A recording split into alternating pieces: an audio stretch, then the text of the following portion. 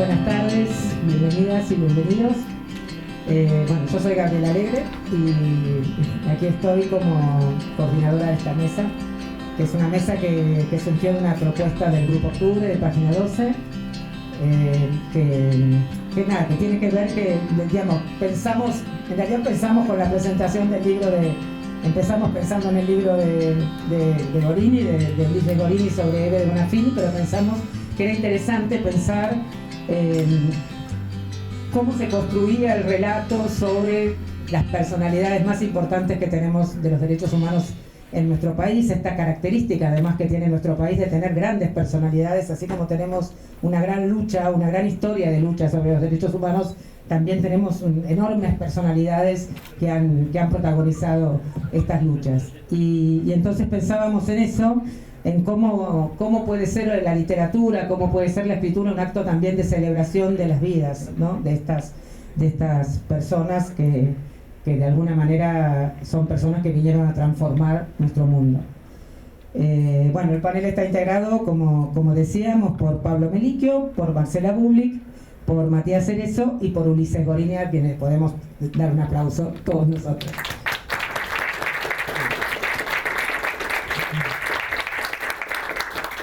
Bueno, yo voy presentando a cada uno y cada uno va a hacer uso de la palabra y después tendremos algún momento de intercambio. Y además voy a mostrar los libros que escribieron para que después los que quieran comprarlos en la feria y se interesen, los puedan comprar también. Casi todos ellos están a la venta por las distintas editoriales. Bueno, primero está con nosotros Pablo Melicchio, es escritor y psicólogo, egresado de la Universidad de Buenos Aires, ha sido docente de esa casa de estudios e investigador para la Universidad Católica Argentina. Es autor, entre otros libros, del Lado Norita de la Vida, la historia de Norita Cortiñas, nuestra amorosa madre de Plaza de Mayo, línea fundadora. También es autor de el libro Para Ser Humanos, que es la biografía, la historia de Adolfo Pérez Esquivel, el Premio Nobel de la Paz. Y también nos trae otro libro, que es La Isla Interior, 3 vidas después de Malvinas, que también son biografías de excombatientes héroes de Malvinas. Bueno, te voy a dar la palabra. Bueno, los tres libros son editados por la editorial Marea, que hoy tenemos también aquí, la tenemos aquí presente a su editora. Y bueno, te doy la palabra, tenemos unos minutos para que hable cada uno y bueno, iremos después tratando de intercambiar en algún cierre final alguna conclusión sobre estos temas. Muchas gracias. Bueno, muchas gracias. Es un enorme placer formar parte de esta primera Feria del Libro de los Derechos Humanos, tan necesaria en este tiempo. El título convocante de la mesa me llevó a pensar primero en la importancia de los libros. En los libros está la memoria de cada uno de nosotros y también de la humanidad. Los libros son para pensar y para pensarnos, pero las autobiografías o las biografías son un formato y un estilo que, a mi entender, el límite es bastante difuso, ¿no? Y mucho más cuando se trata de escribir, como fue mi caso, la historia con la persona viva, ¿no? Más que nada en estos días, y hoy me venía muy fuertemente la imagen de Norita, porque cuando le propuse escribir un libro de ella y con ella, ya ese territorio de la biografía perdió su claridad. Y siempre hacíamos un chiste con Norita, y lo hicimos en la presentación formal del libro, que yo en algún momento pensé que le iba a psicoanalizar y me terminaba psicoanalizando ella a mí, ¿no? Y Adolfo Pérez Esquivel, también en la apertura del libro, en la carta abierta al lado Norita de la Vida, decía un poco esto, ¿no? Que seguramente estos diálogos con Norita me había transformado a mí. Y efectivamente, uno va con una idea cuando va a escribir un libro, pero cuando estás frente a Norita, o como fue mi reciente libro con Adolfo Pérez Esquivel, o cuando escuchás, como me tocó escuchar a los veteranos de la Guerra de Malvinas, ya esa biografía se hace autobiografía. Así que me parece que esto es lo más importante a reflexionar hoy en función de los derechos humanos. Escribir es pensar y pensarse, ¿no? Lacan decía algo así, ¿no? Lacan decía que él escribía para pensarse. Y creo que me siento como muy en esa línea, entender que cuando empecé a pensar el libro de Norita y con Norita, pensaba cómo era mi vida en la dictadura, qué información tenía. Yo nací en el 69 y tengo muy pocos registros de ese momento, salvo el Mundial 78, pero como una celebración. En mi casa nada se hablaba acerca de la dictadura, y sí me acuerdo estar en la avenida Triunvirato, a caballito de mi papá, con 9 años, y festejando, ¿no? Ahí celebrando. Quizás también esta es la idea, ¿no? Cuando uno empieza a pensar un libro que está ligado a los derechos humanos. ¿Cuál es el rol de cada uno y de cada una en relación a la historia reciente? Cuando en un momento le pregunto a Norita por qué quería hacer un libro, ella me dijo, mira Pablo, yo quiero que cada madre tenga un libro y que sea un libro que no solamente hable de mi historia, sino también de la historia de las madres y de la historia argentina, y no solo del dolor, que sea un libro psicológico, me dijo.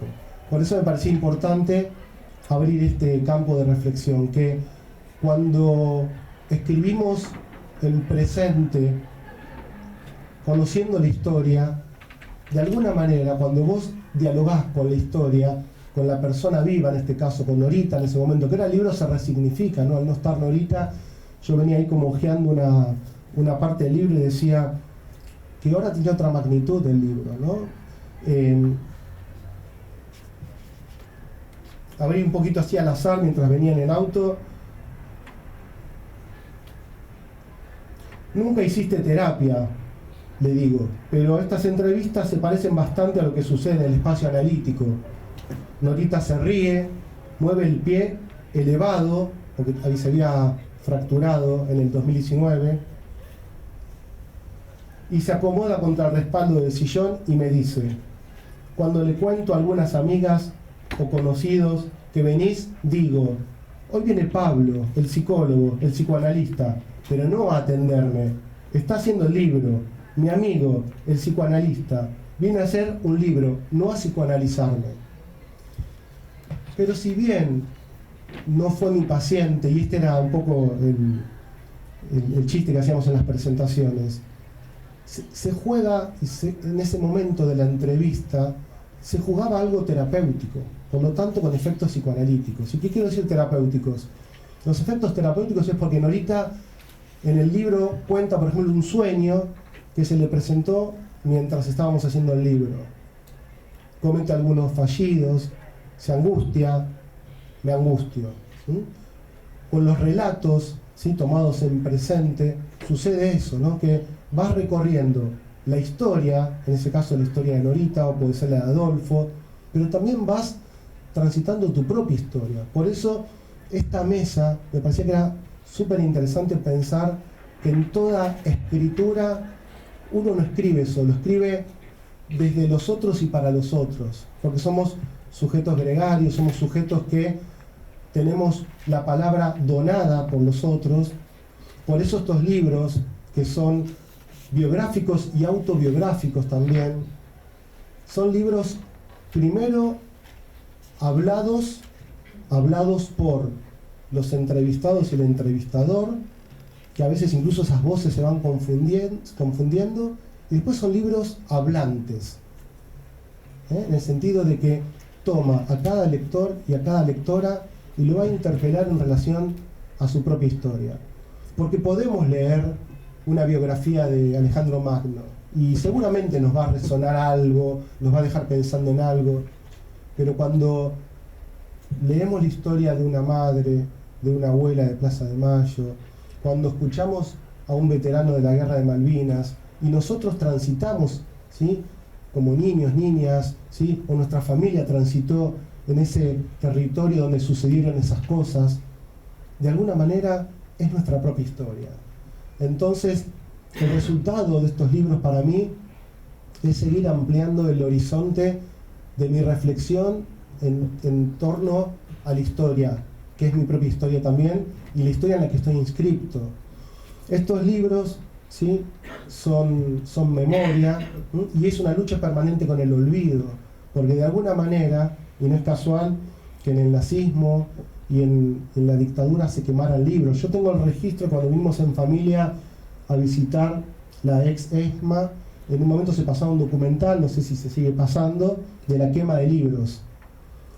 Tiempo después vamos a la casa de una tía con uno de mis hijos y me regala libros, se empieza a desprender de libros, pero los libros estaban tapados con el papel araña, ¿se llama? El papel araña, forrado con papel araña, y uno de los libros que yo después le saco el forro era el mismo que habíamos visto en la pila de libros quemados, que era Marx, el Capital, ¿no? Digo, qué interesante, ¿no? Porque uno ve un documental, parece algo lejano, una imagen ahí vieja de una quema de libros, y resulta que una tía me da un libro, igual, misma edición, tapado, ¿no? Y me parece que esa es una gran metáfora de lo que es la memoria. Muchas veces se intenta tapar, ¿no?, forrar la memoria, pero lo que tenemos que hacer es justamente el trabajo inverso, ¿no? Es sacarle el forro y recorrer la tela del papel araña y meterse en el nudo, ¿sí?, en los nudos de la historia.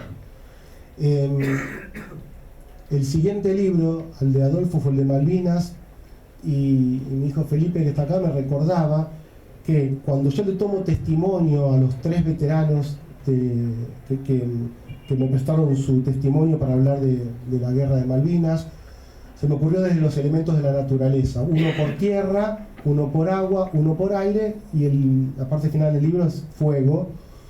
Pero cuando estoy hablando con el capítulo que es tierra, que es uno que estuvo propiamente en Malvinas, el de agua es uno que estuvo en el hundimiento de Belgrano, y el aire fue un militar que piloteó un avión, un A4 creo, ahora no me acuerdo.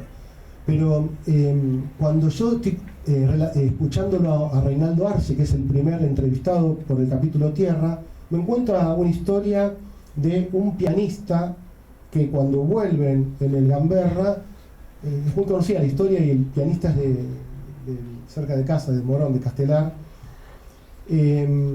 Sergio le piden que toque el piano, y él va, toca el piano, empieza con una canción de Beatles, algo de Piazzolla, y en un momento le piden que toque, los soldados estaban todos ahí abatidos, sucios, imaginen ustedes lastimados, con las heridas físicas y emocionales, le piden que haga el himno, y cuando Sergio hace los primeros acordes del himno, uno grita de pie, se ponen todos de pie, y los ingleses creen que es un motín, los cagan a palos, cierran el piano.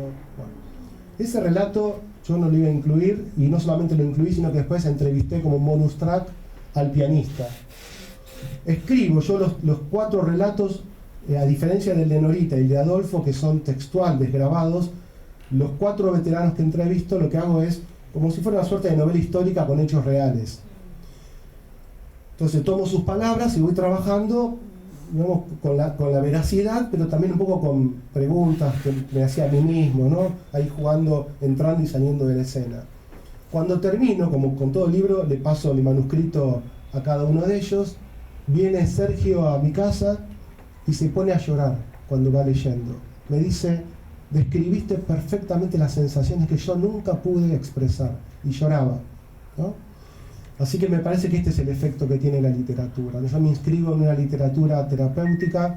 La historia es, la historia reflexionada es terapéutica. Lo veo en el consultorio también. Acá estamos en la gran dimensión de la historia, en personas que son fundamentales para la historia de la humanidad, pero cada uno de nosotros tiene esa posibilidad de comprender que si no recuerda su historia, no sabe quién es. Y si no sabe quién es, no sabe a dónde ir y está perdido.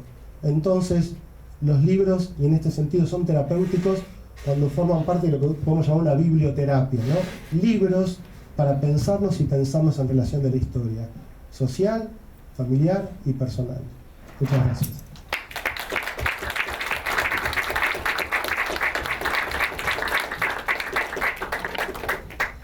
Muchas gracias, Pablo. Bueno, ahora voy a presentar a mi amiga Marcela Bublik.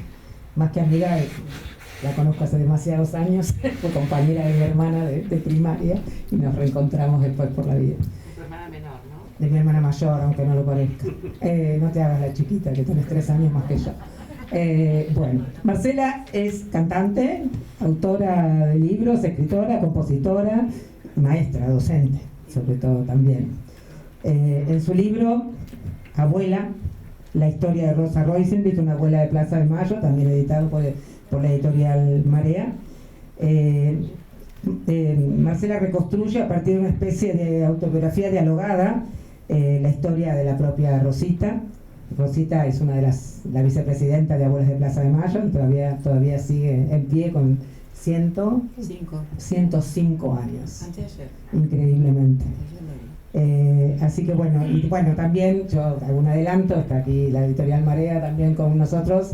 Marcela también ha escrito recientemente un libro que está muy próximo a salir, que es la historia de las abuelas de Plaza de Mayo, escrita para la infancia, para niños, ¿no? Así que para niñes, así que bueno, también estamos todos esperando ansiosamente poder ver ese libro cuando salga. Así que bueno, Marcela, te dejo la palabra. Bueno, hola, buenas tardes. Bueno, narrar una vida es un hermoso título, ¿no?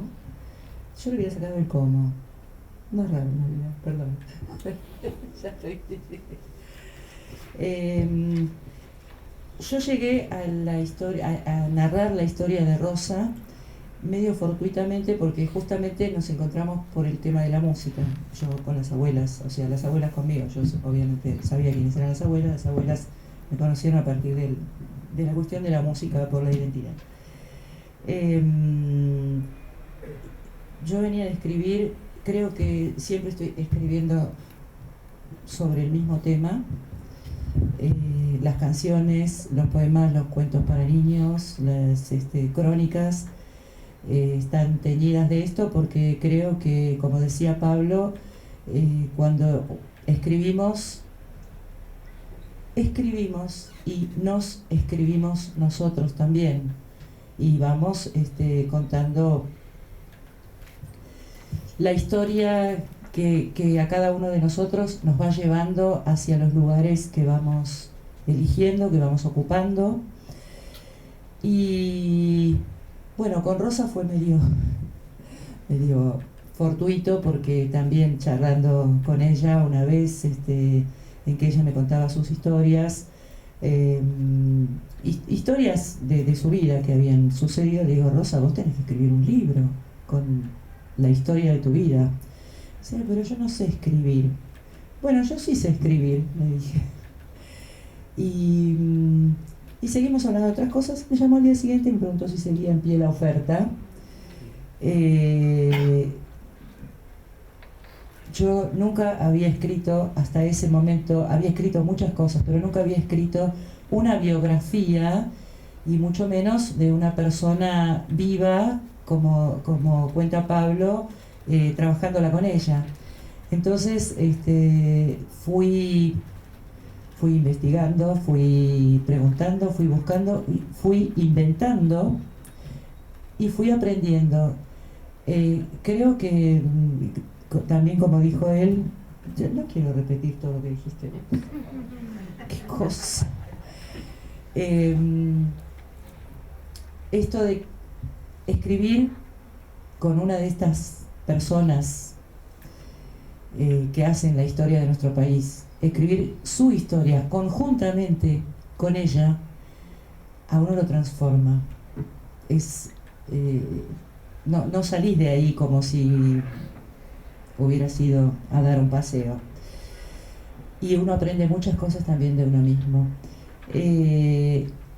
a mí particularmente la forma que fue tomando el libro, yo empecé a trabajar armando series de preguntas sobre distintos aspectos que me parecía que eran muy importantes que constaran en su biografía, pero todavía no tenía muy claro cuando empecé qué estructura iba a tener ese libro. Y fue decantando, por ejemplo, digamos, mientras tanto yo iba haciendo las entrevistas con ella, con todas las preguntas que le quería hacer, largas charlas que grabábamos y que mezclábamos también con hablar de una película que ella vio una vez cuando era chica sobre no sé qué, que actuaba Greta Garbo en el cine de Moisés Ville, que era su pueblo natal, que también era el pueblo de mi papá. Por eso Rosa tuvo ese enganche afectivo conmigo. Y bueno, y conseguirla, y la vez siguiente que la iba a visitar, verla, no la conseguí yo, la consiguió el novio que yo tenía en ese momento. Pero bueno, llevársela y con salir alguna vez al cine o a comer algo, pero se fue armando un vínculo muy familiar. Yo tenía todo ese material, no sabía bien qué forma le iba a dar, hasta que de pronto un día, por ejemplo, estaba en una parada de colectivo y me puse a canturrear Mujeres de Silvio Rodríguez. No sé si la conocen, la canción, no voy a cantar porque no me van a dejar acá. Bueno, ese pedacito que me estremeció la mujer, no estoy conmigo mejor voz, que parió 11 hijos, etcétera, que habla de distintas mujeres. Mujeres me han estremecido, montón de mujeres, mujeres de fuego, mujeres de nieve.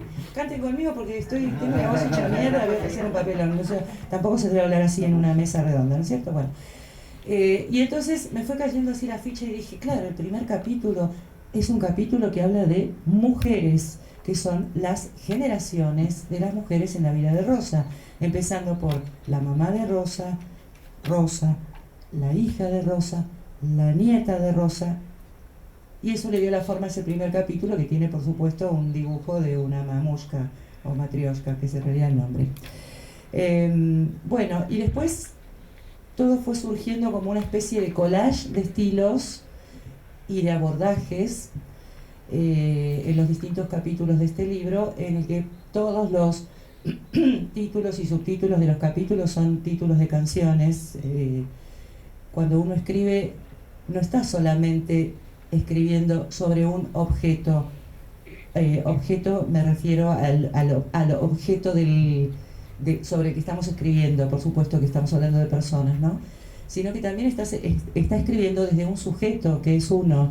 Entonces siempre va a haber un color que uno le está dando, salvo que haya decidido abstraerse lo más posible, porque, queridos niños, como les dije toda la vida a mis alumnitos, una vez explicado lo que es la objetividad y la subjetividad, la objetividad no existe, ni siquiera en los libros de matemática, porque si no habría un solo libro de matemática y no distintos libros en los que un autor elige poner primero determinados temas y después otros, al revés de otros autores sobre los mismos contenidos. O sea que cuando hablamos de objetividad, bye bye, no existe. Como no existen los periodistas independientes, como dicen algunos. Entonces, uno puede elegir distanciarse lo más posible del objeto sobre el que está escribiendo. No estoy hablando de cosas, sino de, en este caso, personas y historias en general, pero siempre va a tener un color propio, y ojalá que sea así.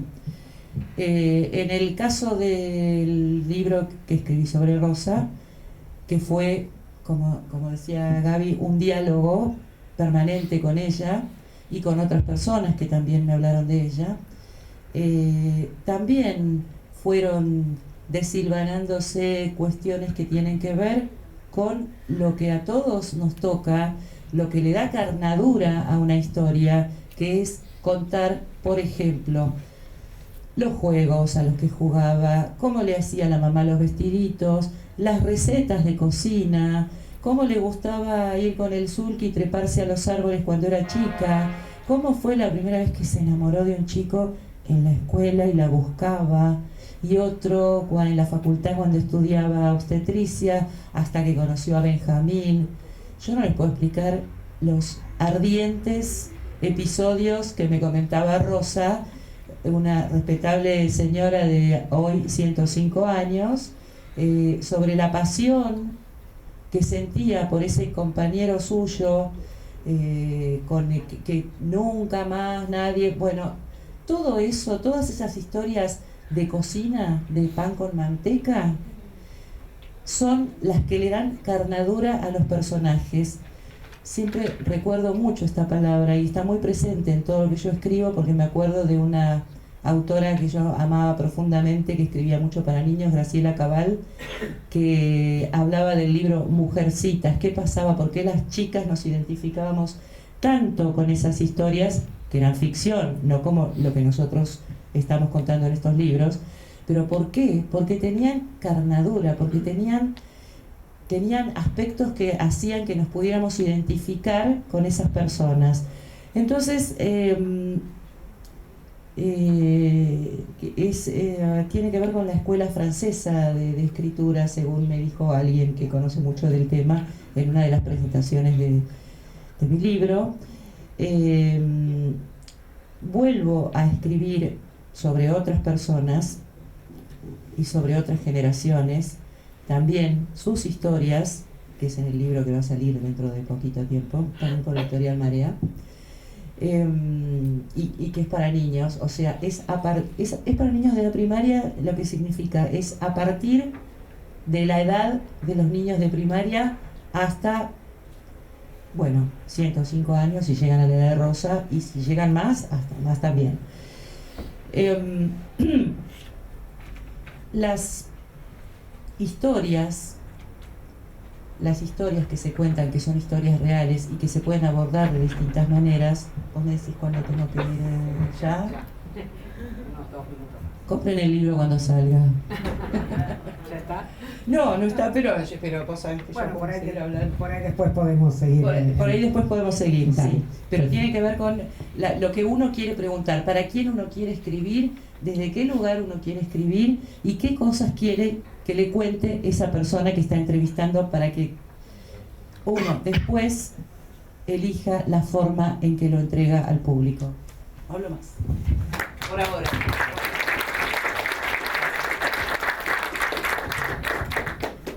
Gracias, Marcela. Bueno, voy a presentar a Matías Cerezo.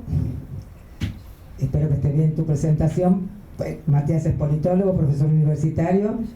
Tiene una condición muy particular, que es que aquí hoy tiene mucho que ver, que es ex trabajador del Centro Cultural por la Memoria Haroldo Conti.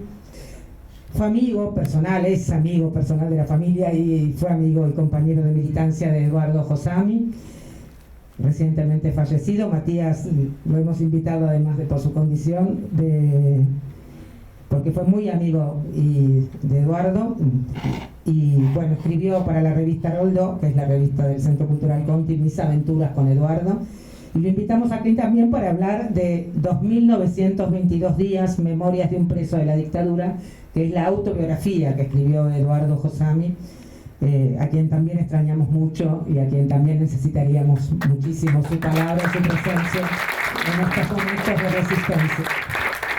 Gracias, Martín. Bueno, estaba haciendo un esfuerzo para no conmoverme, pero después de la presentación de Gabriela es muy difícil. Agradecerles a los compañeros y compañeras, muchos y muchas están acá. Sé lo que es el esfuerzo,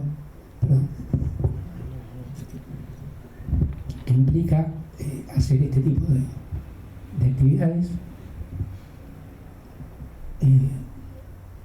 También me quiero solidarizar con los y las compañeras que han sido despedidos y que siguen siendo despedidas, porque hoy hubo otra tanda de despedidos aquí en la Secretaría.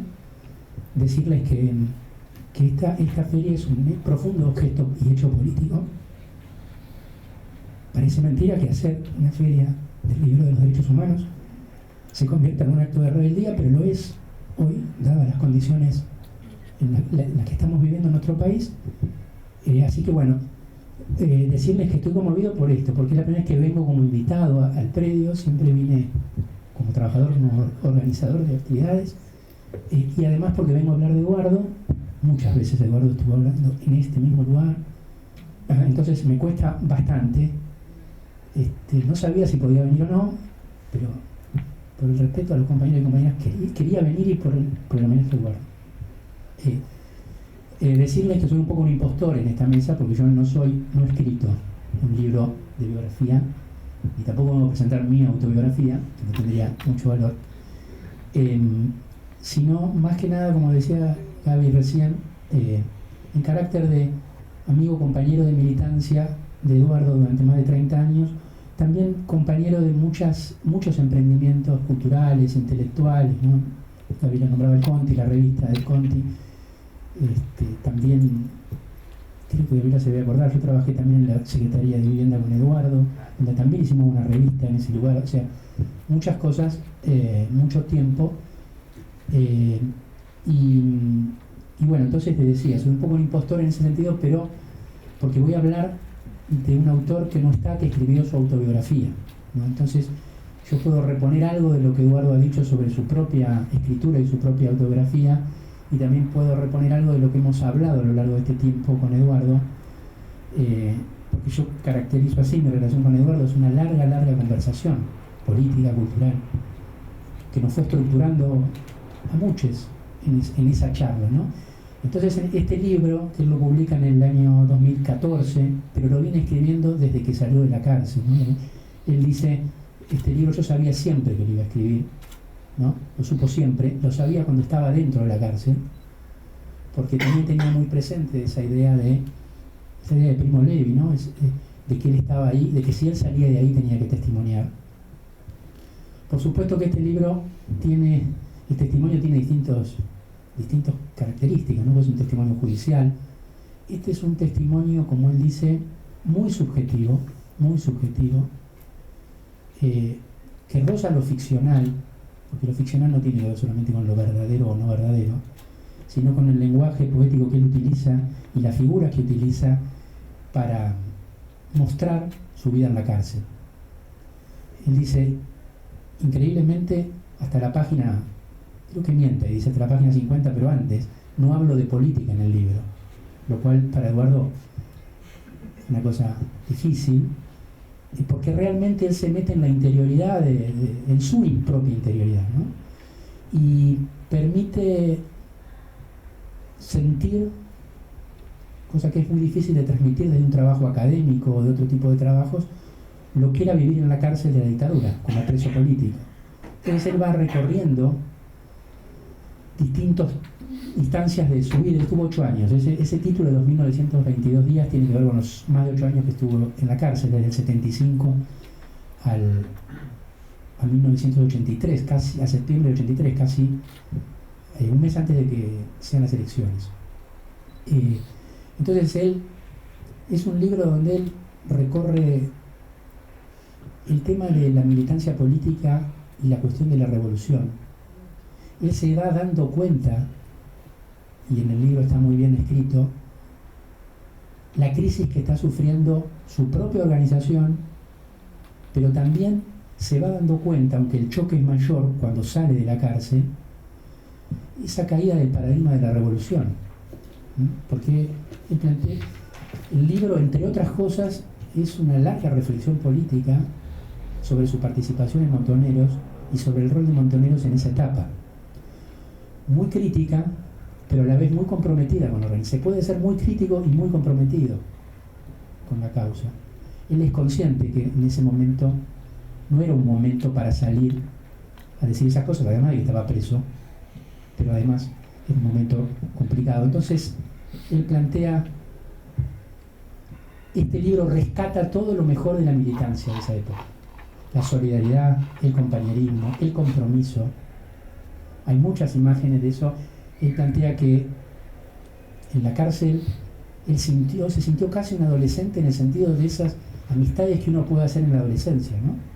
Que estar todo el día con un amigo, que le confiesa a un amigo un montón de cuestiones, que tiene una relación de lealtad y compañerismo casi absoluta, porque el dolor de compartir ese momento, el dolor de recibir las cartas de sus familiares y compartir lo que estaba pasando, crea una comunidad que él la refleja muy bien.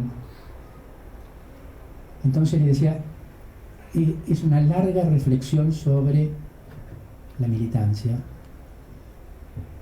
También este libro puede ser leído como una historia de amor, porque está estructurado, no todo, pero está estructurado a partir de las cartas con Lila. Yo hablo como si todos lo conocieran a Eduardo, por ahí algo hay que decir, ¿no? Lila es su mujer desde hace muchísimos años. Lila estuvo en cautiverio aquí en la ex-ESMA un año y algo. Se dio la particularidad de que Eduardo estaba preso y Lila en la ESMA, cosa que también él hace una reflexión sobre los dos sistemas represivos, ¿no? Lo que era una cárcel y lo que era un centro clandestino. Por supuesto que tenían reglas diferentes, pero también Eduardo ahí reflexiona que cuando empiezan las masacres en la cárcel, los traslados en la cárcel, cuando matan a Dardo Cá o a Pirles, y empiezan a darse cuenta que no tenían la seguridad de la vida, que era lo único que querían seguro en una cárcel, se empieza a parecer en algún punto a un centro clandestino porque las reglas carcelarias ya no corren, sobre todo a partir del golpe.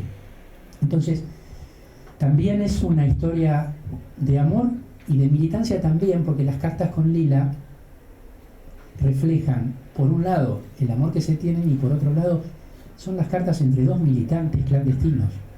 Dos militantes que cayeron, que en clave tienen que hablar sobre lo que está pasando y sobre lo que piensan, ¿no? Por un ejemplo, cuando hablan de la empresa es Montoneros. Y cosas así porque obviamente esas cartas se leían antes de dárselas. Yo tenía ganas de leer un fragmento muy cortito de una carta para que se den una idea de eso, ¿no? De lo que son esas cartas. Y mientras tanto les digo lo ficcional, ¿no? María Moreno, en una entrevista muy linda que le hace en Radar de página 12 a partir de este libro, le dice, en un momento le dice, ya sos un escritor. Porque hay un par de capítulos donde Eduardo describe, ellos hacen una huelga de hambre seca, o sea, no toman tampoco agua durante varios días. Ellos son 3, Eduardo y 2 compañeros más que van a un calabozo de castigo. Eduardo también utiliza mucho el humor en este libro, muy necesario para tratar estos temas también. Entonces dice, porque hay una práctica tradicional en la cárcel que era, él dice, les hacían abrir los cantos para ver si escondían algo.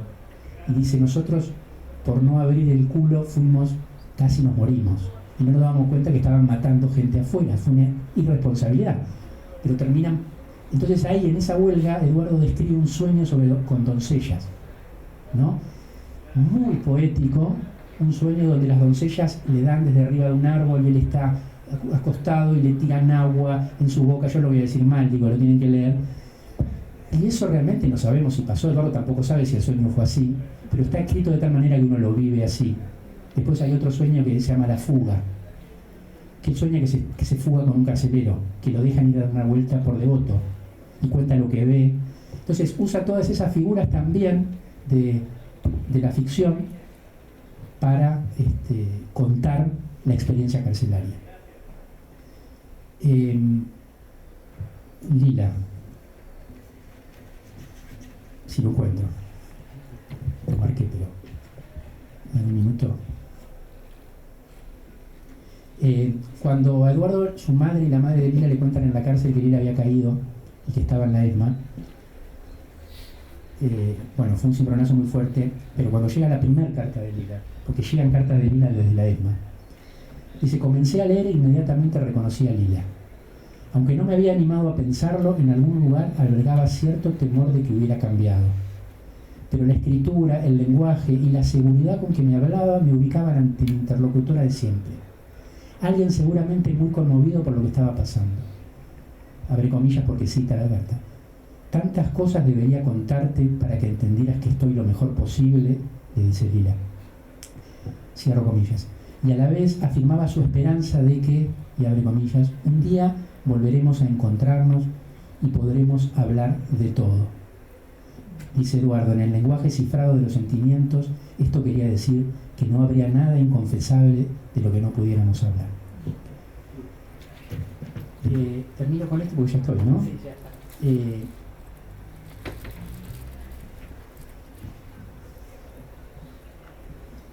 No veo para colmo, para tener más dificultades.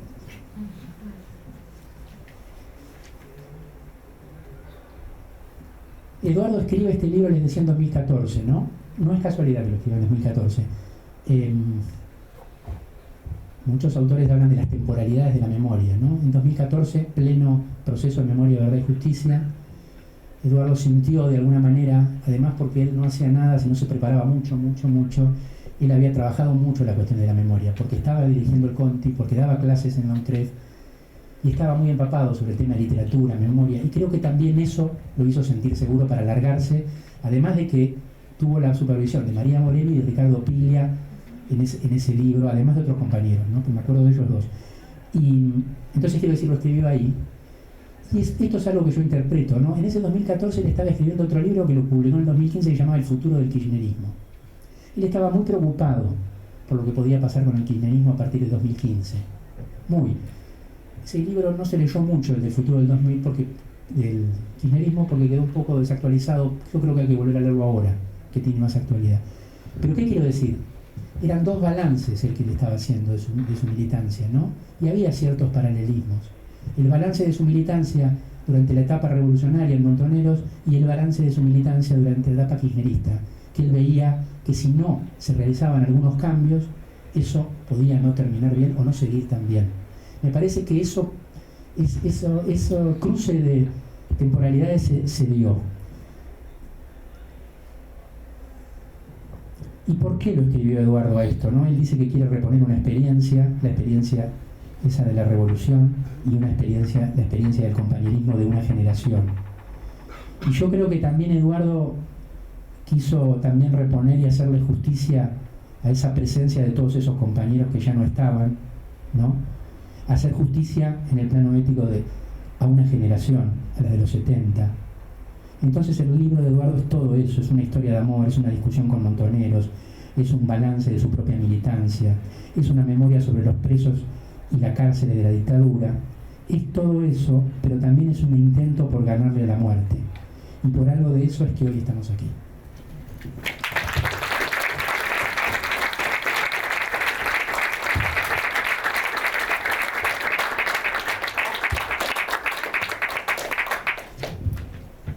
Bueno, difícil. Hermoso. Bueno, por último les presento a Ulises Gorini. Ulises es director de la revista Acción, fundador de la Cátedra de Historia de Madres de Plaza de Mayo, periodista, abogado, escritor. Es autor de Los Caminos de la Vida, el libro que venimos a presentar hoy. Libro de la editorial Octubre, página 12, que cuenta la historia de Eve Bonafini, una de las luchadoras más rebeldes y complejas de nuestra historia, a la que conoció personalmente y cuya vida retrata en palabras y en imágenes en el libro. También es autor del libro de La Rebelión de las Madres, un clásico de la historia reciente que reconstruye y analiza la gesta de uno de los movimientos de mujeres más singulares de la historia argentina y mundial, como son las Madres de Plaza de Mayo. Ulises. Bueno, muchas gracias, Gaby. Gracias a los organizadores de este evento.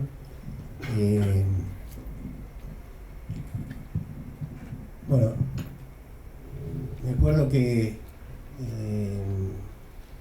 la primera vez que la vi a Eve persona a persona, directamente, fue por ocasión de hacerle un reportaje. Iba por una revista a hacerle un reportaje. Yo era un periodista muy joven, fue en el año 82. Y la verdad que cuando en la redacción me dijeron que tenía que hacer un reportaje a Eve, primero me asusté, era una persona muy fuerte ya en aquel entonces. Después ni siquiera sabía dónde le iba a encontrar, iba a llamar al local de las madres, pero bueno, tenía que tener la suerte de encontrarla ahí. No sé si me iba a mediar un agente de prensa, como estaba acostumbrado a hacer los reportajes políticos, estaba en la sección política. Y bueno, siempre estábamos mediados por los agentes de prensa, por los encargados de prensa. Bueno, llamo al local de las madres y me atienden, pregunto por Elena Fini y me dice, soy yo. Es decir, sin mediación de secretarios. Inmediatamente me dicen, no, venite acá y lo hacemos. Y yo estaba temblando, ni siquiera había preparado las preguntas. No pensé que se iba a dar tan rápido, como les decía. Y bueno, termino la entrevista muy emocionado, primero por toda esa rapidez con que se había dado todo, la personalidad de Eve, ya después de la guerra de Malvinas, y en ese salón donde funcionaba la comisión de madres, todavía no se habían dividido, era una especie de santuario, ¿no? Había fotos de las madres, cuadros de las madres, estatuillas de cerámica de las madres, velas con formas de madre de Plaza de Mayo, pañuelos, era impresionante estar en esa sala. Muchos de ustedes, Gandhi por ejemplo, habrá estado 1000 veces ahí. Así que yo estaba totalmente emocionado. Termino el reportaje, esto no lo pensaba decir, pero y le digo gracias, como les decía, gracias ahora a los organizadores. Y Eve, a su mejor estilo, me mira un poco severa y me dice, gracias por qué, la militancia no se agradece. Así que yo, contradictoriamente con esa experiencia, les agradezco de todos modos, porque bueno, Eve es Eve y nosotros por ahora agradecemos. La verdad que no me caracterizo por mi capacidad de síntesis, Gaby me va a marcar el ritmo. Si a mí me plantean cómo narrar una vida, yo puedo empezar por el origen de la vida en la Tierra, el Big Bang. Entonces dije, bueno, no, vamos a ir más directamente al tema. Vamos a ir al grano, vamos a tratar de abordar en poco tiempo un tema que en realidad, hablando en serio, puede dar para un seminario de varios meses, ¿no es cierto? Y esta podría ser la clase inaugural. Pero bueno, vamos a tratar de hacer lo posible. Por eso me apunté cosas, no sé si en alguna parte no lo voy a leer y los voy a aburrir, pero era preferible eso antes de que empezar con la historia del Big Bang y todo, ir más sintéticamente a esta experiencia de cómo narrar una vida. Y el título de la misma mesa nos adelanta a dos formas, dos alternativas, la biografía, la autobiografía, pero en realidad existe una profusión enorme de modalidades, de géneros, en forma a veces que parecen superponerse, esto que decía Pablo, a veces una misma autobiografía o biografía se transforma en una cosa en la otra. Hay límites difusos, ¿no? Ustedes piensen que en las biografías podemos hablar también de las memorias, podemos hablar de los diarios íntimos, podemos hablar de, a veces, bueno, ahora la autoficción, ¿no? Que en los últimos decenios apareció con tanta fuerza, fue motivo de un premio Nobel, y además de entrevistas, conversaciones, perfiles periodísticos, crónicas, la profusión de formas de abordar el yo, la subjetividad es impresionante. Acá Matías tiene el libro de Arfut sobre justamente memoria y autobiografía, tiene otra que es el espacio autobiográfico, muy importante, donde habla de esta profusión, que también es signo de nuestra época, ¿no? En la medida en que, si bien es muy interesante este desarrollo de la experiencia autobiográfica, de la subjetividad del yo, de las historias de vida, también es signo de un momento, paradójicamente, en contraste con la positividad de ese fenómeno, de la crisis de los grandes relatos, de las reflexiones más colectivas y generales sobre la sociedad, y entonces anclamos muchas veces en las certezas que nos quedan, la vida, las vidas personales, las historias de vida, y retroceden los grandes relatos, para bien o para mal, en algunos casos, ¿no?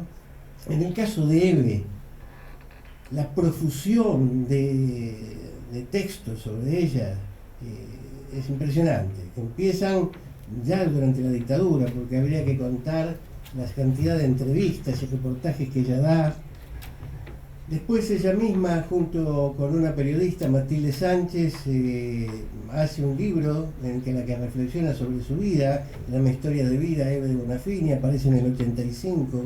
Es un gran trabajo de autorreflexión de Eve, tenía una gran capacidad de autoanálisis, de reflexionar sobre su propia experiencia, de elaborar su identidad permanentemente. Pero hay textos que escribió directamente ella, hay otros libros, muchos libros de conversaciones con ella, que aparecieron en distintos momentos, donde ella reflexiona sobre su vida, a veces sobre opiniones de la situación política del momento.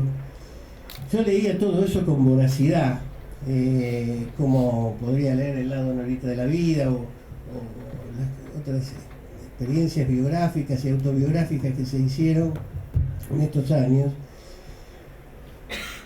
Y entre esas distintas formas de relacionarse con la verdad, o si se quiere de producir verdades, ¿no? La novela histórica, la novela biográfica, la biografía, dentro de la biografía misma hay una profusión de variedades, porque uno puede pensar en esas biografías que se ciñen a una línea de tiempo, a una periodización, pero también están esas biografías que abordan núcleos temáticos, ¿no?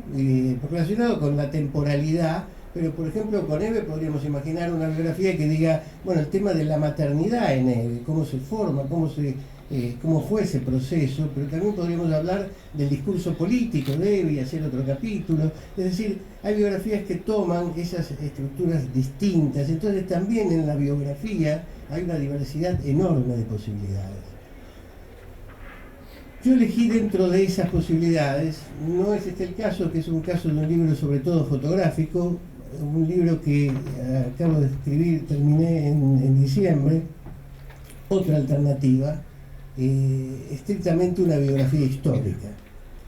¿A qué llamo una biografía histórica? Una biografía histórica supone trabajar con esas textualidades de la subjetividad, pero también ponerlas en relación con el dato sociológico, con la psicología, con la antropología, con las ciencias sociales, con el documento histórico, y supone una investigación y plantea una búsqueda de sentidos en el término de una vida, una búsqueda de significados que no siempre aparecen como expresos, como obvios, y que a veces se esconden, que plantean cierto misterio, que requieren una investigación. De hecho, en esta profusión de textos que rodean la vida de Eve, que plasman la vida de Eve, ella, por ejemplo, hay un sociólogo francés, Pierre Bourdieu, que habla de la ilusión biográfica, ¿no? Bourdieu dice que esa idea de que una secuencia cronológica, una línea de tiempo produce un sentido en sí mismo es una ilusión biográfica, ¿no?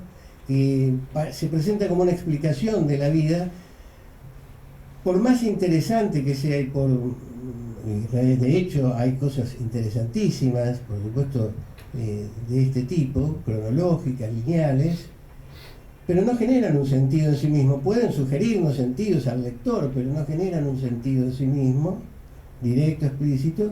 En cambio, la biografía histórica busca producir esos sentidos, busca indagar en esos sentidos, a veces ocultos.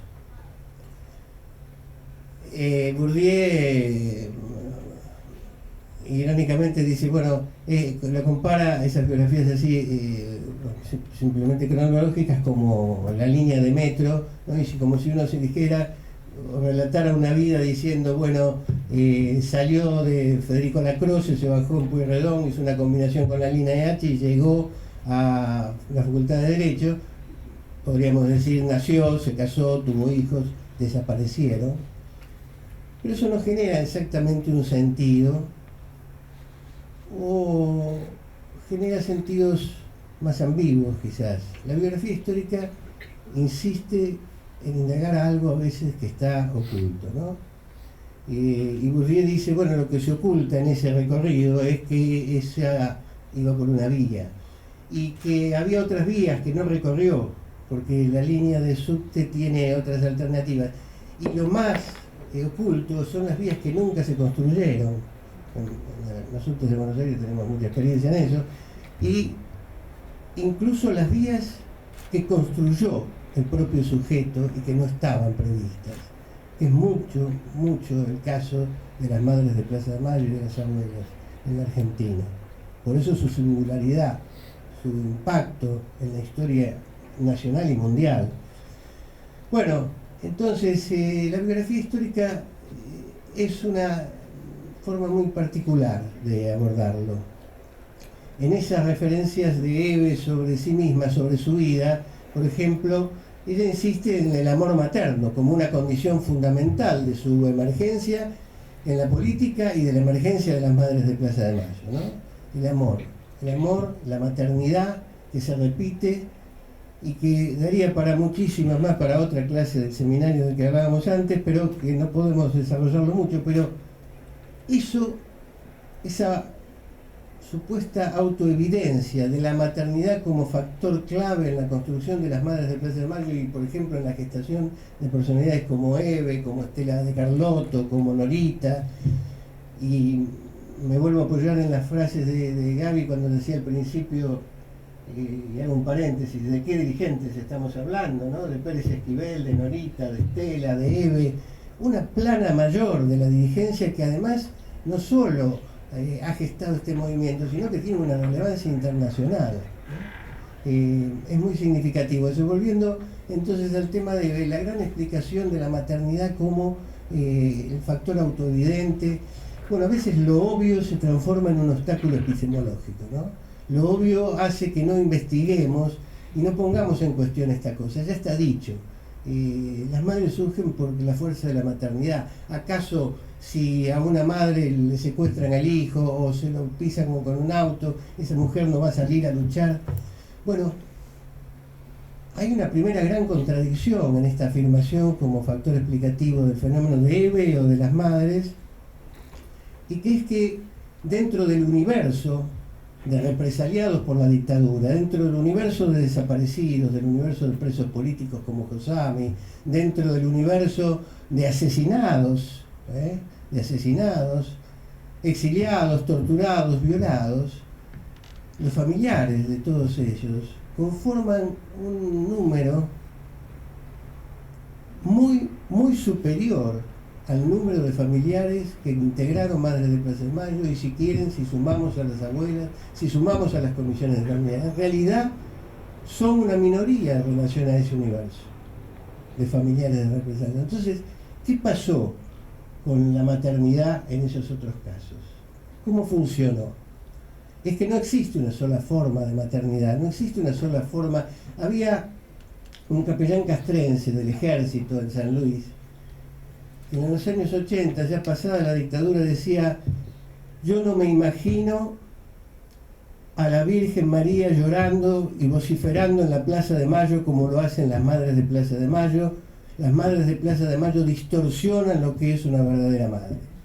Esa expresión de un cómplice del genocidio como el cura Padilla era también una representación de muchas madres de desaparecidos y represaliados, asesinados, presos políticos, que funcionó como un corset para la lucha. Eran otras formas y otras prácticas y otras representaciones de la maternidad. Entonces, ¿qué pasó? ¿Cómo en unas mujeres la maternidad las puso en la Plaza de Mayo y en otras todo lo contrario? Y a la gran mayoría todo lo contrario. ¿No es la maternidad entonces la explicación eficiente para explicar la emergencia de una personalidad como Eve? Y Eve mismo refiere al amor materno como su principal motor. Y no era que esas otras madres que no salieron a pelear no amaban a sus hijos. Había otros impedimentos. Eve misma sale de una zona, digamos, desde el punto de vista cultural, social, encarnando hasta los 50 años las prácticas más reaccionarias en cuanto al rol de la mujer, la maternidad, la política. Ella cuenta, por ejemplo, que un día en el dique, cerquita de la casa donde había nacido, una casa de chapa y madera, al borde de un río, que es zona que se inundaba, con piso de tierra, ve pasar del otro lado del río grandes columnas que venían de Berisso, de Ensenada. Eran los prolegómenos del 17 de octubre. Y ella está furibundamente en contra de esos negros. Ella adopta la visión de su padre con militancia radical, odia, evita, pero no es muy activa en ese odio, ¿no? Asume el discurso del padre, pero no es que milita eso, no, está de espaldas a la política. La paradoja de la vida de Eve, una de las tantas paradojas, es que ella, habiendo nacido en ese hogar de piso de tierra, chapa y madera, que es muy parecida a los cuadros de Quinquela Martín, salvo que no es La Boca, sino El Dique, un suburbio de Ensenada, habiendo salido de ahí, tiene la posibilidad de formar otra familia. Tiene su casa, se la compra un cochecito, va de vacaciones a San Clemente a una casa que comparte con sus padres y su hermano, vacaciona en verano. Sus hijos van a ir a una escuela de élite, el Nacional de La Plata, van a llegar a la universidad y van a estar a punto de recibirse como profesionales universitarios de la clase media argentina, todo producto y formateado por una sociedad que había emergido ya por los 40 del estado de bienestar, que le dio forma a esa familia, una posibilidad muy distinta a su familia de origen. Y ella estaba de espaldas a esa política, no solo de espaldas, la criticaba, reaccionaba. Y el rol de la mujer estaba en su casa y no en la calle. Entonces, bueno, el gran misterio, en parte, es que, y la paradoja trágica de la vida de Eve, es que la crisis de ese estado de bienestar que le había dado su familia y su forma de familia, la crisis y los que atacaron ese estado de bienestar destruyeron esa familia. Es una tragedia histórica impresionante, porque me hace acordar, por ejemplo, a un libro de Leonidas Barletta, De espaldas a la luna, donde una mujer queda viuda y tiene que criar a sus hijos y se dedica exclusivamente a su familia y toda su entrega es a su familia, pero una hija se tiene que prostituir, otro hijo cae preso, se dedica a la delincuencia, otro muere enfermo y dice: me dediqué toda la vida a forjar el progreso de mi familia y la calle se llevó a mi familia, ¿no? Ahora salgo a la calle. Es una novela de los años 40 de Leonidas Barletta, De espaldas a la luna. Es muy parecida a esta historia de Eve, ¿no? ¿Cómo hizo para transformarse? ¿Dónde tenemos la foto? Se me fue. No lo pusieron. Bueno. ¿Le van a poner? Bueno, quisiera mostrarles una foto. Bueno, miren. Esta es Eve de Bonafini. Acá la ven. Esto es el año 65, apenas poco más de 10 años antes de la desaparición de sus hijos. Acá están su hijo adolescente, desaparecido, su hijo que es recién salido de la infancia, Jorge, también desaparecido, la madrina Alejandra, la hija menor de Eva, la madrina de Alejandra, el cura que lo bautizó, Toto, el marido de Eve, la madrina y la abuela de los chicos. Apenas 10 años antes, Eve arrodillada, con voz suplicante, las manos cruzadas y un manto negro. Si yo hubiese hecho una novela, ustedes me dirían qué forzado, cómo inventa esto, ¿no? Cómo se transformó en la mujer que ya no está arrodillada sino de pie, que ya no está rezando sino gritando, que ya está interpelando al poder, y no con un manto negro, sino con un pañuelo blanco. ¿Cómo explicar esa enorme transformación? La maternidad, la fuerza de la maternidad, en realidad no tengo tiempo, Gabriela me va a hacer en cualquier momento así, y cierro con esto. Van a tener que leer el libro para conocer cómo se leyó, cómo se transformó Eve, cómo se produjo esta transformación, pero en realidad cuando yo digo que la explicación que excede al tema de la maternidad y que se transforma en un obstáculo epistemológico, en realidad van a ver que es una verdad no solo cómoda para los investigadores, sino conveniente para muchos, porque las verdaderas causas de la emergencia de personalidades como Eve y del movimiento Madres de Plaza de Mayo son un acta de acusación contra los partidos políticos, contra los sindicatos, contra muchas organizaciones políticas de la Argentina.